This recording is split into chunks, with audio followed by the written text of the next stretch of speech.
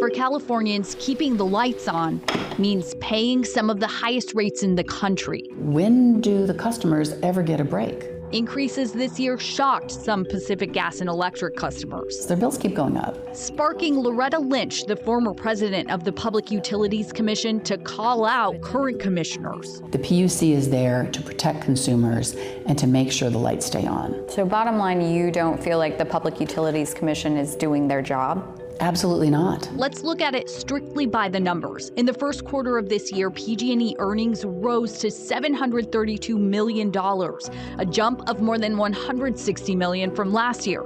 Meanwhile, the average customer started to see monthly bills surge by more than $30 in January, the first and the largest of two increases this year the PUC approved. PG&E customers are getting hit with a double whammy. Much of it meant to cover wildfire prevention projects like burying miles and miles of power lines underground. It's all about making wise choices that are cost effective, that actually prevent wildfires and don't just plump up PG&E's profits. We reached out to each one of the commissioners and PG&E. No one wanted to answer questions for the public in an interview with KCRA3 Investigates. Only in an email, PG&E wrote most of the rate increase was to reduce risk in gas and electric operations, and that it is reinvesting the vast majority of its profits back into the business to continue making improvements for customers. Thursday, the commission will be here in Sacramento voting on a change that could impact PG&E customers yet again.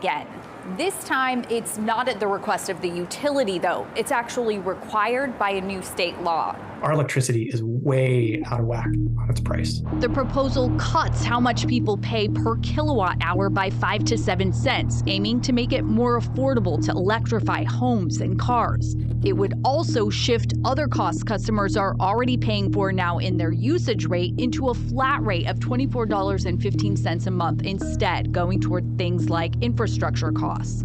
That fixed charge amount is the same really as what SMUD customers pay. Mike Campbell with the state's Public Advocate's Office believes this proposal would be an improvement for customers. Having all of your energy costs be associated with your usage makes it very volatile. And the fixed charge will be lower for customers who qualify for low-income assistance. So overall, they should save on their monthly bills, along with people who use a lot of energy.